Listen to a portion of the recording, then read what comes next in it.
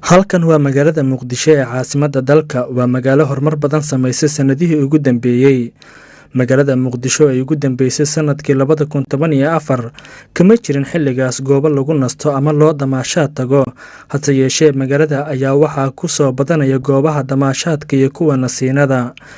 Marka laga soo tago goobahaasi, waxaa caasimadda si xawli ah uga soo kordhaya dhismooyinka daaraha dhaadheer iyo hirgelinta wadooyinka casriga, kuwaasoo sahla isku socodka dadka iyo gaadiidka isla markaana ka qayb qaata bilicda.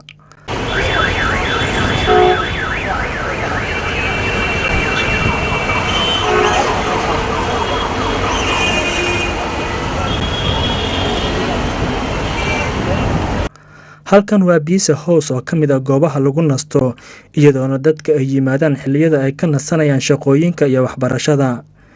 Inta badan goobtan ayaa waxaa yimaada dhalinyarada, kuwaasoo sheega inay ku qaataan waqti wanaagsan. magacaygu waa Keef, waxaan ka imaaday degmada Wadajir. Halkan waxaa u imaaday dalxiis iyo inaan ku nasto maadaama shanta maalin aan shaqeynayo.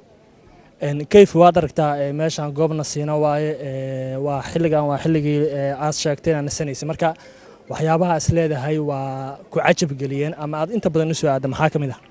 Waxaa ka mid ah inaan ku nasto, game inaan ku ciyaaro PlayStation. Waxaan kaloo u imaaday meeshan inaan asxaabteeda waqti kula qaato inta badan. Wallahi meeshan waxaa is dhihi karaa waa comfortable place. Yani maalmaha shanta maalin adiga everyday waa la imaadaa, laakiin qaasatan khamiis jimce ugu shidan tahay. Waxaan u soo weey karaa maalmaha kale shanta maalin kaleeto waxbaa la bartaa, jaamacadaha la kala aadaa, shaqooyin. Maalinka marka waa resting day, relax madaxa lagu dejistaa. Marka haddana beautiful waa masha Allah, meel oo qurux badan. Hadda maadaama waddankeena uu ku soo noqonayo yani recovery oo soo kabsanayo, just very good. waa tahay daawadayaal, Pizza House ayaan joognaa oo ah runtii goob dhalinyaro fara badan ay yimaadaan oo lagu nasto, qaybaha kala duwan bulshadana ay isku arkaan. Maalmaha khamiista iyo jimcaha ay aad u shidan tahay, waana goob xataa carruurta la keeno sida aad arkaysaan. Marka qaybahan oo kaleeto waxay ku soo badanayaan ama goobahan waxay ku soo badanayaan magaalada Muqdisho ee caasimadda dalka.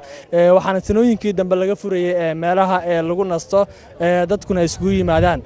Muuqaalkeena kaleeto haddii ay barnaamij ka noqdo waxaad ku arki doontaan ama aynu ku tagi doonaa xeebta Liido oo ah meel kaleeto oo khamiista iyo jimcaha aad loo soo buux dhaafiyo, iyadoo sidoo kaleetana maalmaha kaleeto la yimaado.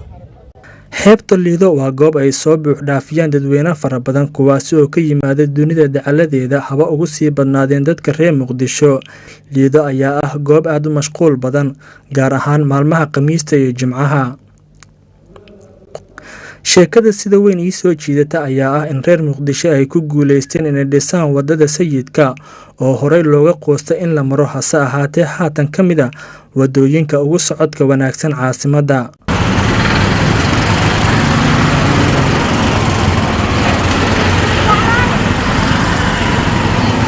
sanadka hor horta wadadan waxay ahayd way burbursaneed, wada jajabsan oo gaadiidku ay mari karin, oo xataa maritaanku dadku uu dhib ku ahaa bay ahayd wadadu. Ru'aantii burburkii wadadan sanad ka hor ka jiray, ereyadan oo dhan buu saameeyay. Isku socod gaadiidka ma jirin, sida hadda ay gawaarida isku dhaafayaan ma jirin, population-ka badan ma jirin. Ru'aantii saameyn aad iyo aad u weyn. Beach View waxa ay ku taallaa xeebta Liido. Jawigeeda ayaa ah mid soo jiidasho leh qof kasta oo taga, waana goob camiran maalin iyo habeen. Qaar ka mid ah dhalinta ku caweynaysa ayaa TV-ga Universal u sheegay in goobtan ay yimaadaan inta badan, gaar ahaan xilliyada ay nasanayaan. meeshaan dee arkiis waxaa la yiraahdaa Beach View, waa goob la yimaado oo dadku ay ku caweeyaan. Runtii isbeddel weyn ayaana ka jira guud ahaan magaalada Muqdisho. waxaa aad u adkeed meeshaan in la yimaado 5 sano ka hor.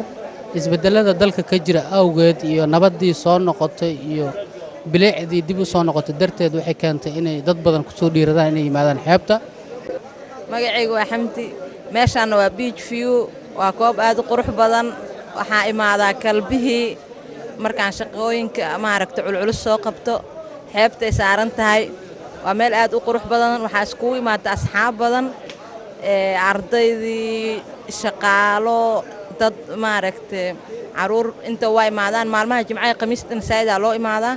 beach view ma ku nastaan shacabka oo keliya balse waxaa dhankooda yimaada mas-uuliyiinta dowladda Soomaaliya sida uu noo sheegay gudoomiye ku-xigeenka gobolka Banaadir Maxamed Axmed Diiriye kaasi oo xilligaasi ku nasanayay halkaasi. beach view waxay ku taallaa badday ku taallaa Liido waa meel maaragtay dadka Soomaaliyeed gaar ahaan dadka gobolka Banaadir degan ay u soo damaashaad tagaan oo hameenada waliba jimcaha kale jimcuhu soo galayo kale madaxda ka tirsan dawladda hameen kasta way yimaadeen laakiin inta badan maadaama ay tahay bariyo kale jimco caawo kale aaday madaxda u timaadaa taasna waxa keenayda meesha ay ku taalo oo ah badiyani oo meesha kaliya oo jawiga lagu bedesho ah aad u qurux badan iyo ammaanka magaalada ka jira intaas ayadoo isku kaashanayda ayaa madaxda iyo shacabka Soomaaliyeed yimaadaan oo soo damaashaad tagaan. inkastoo xilliyada qaar qaraxyo ay ka dhacaan magaalada misana Muqdisho waa mid ku sii socota wadada horumarka iyadoo reer Muqdisho ay ku haminayaan inay gaaraan hiigsigooda oo ah caasimada oo ka siman bilic iyo ammaan wanaagsan. Maxamed Maxamuud Awaadan TV-ga caalamiga Universal Muqdisho.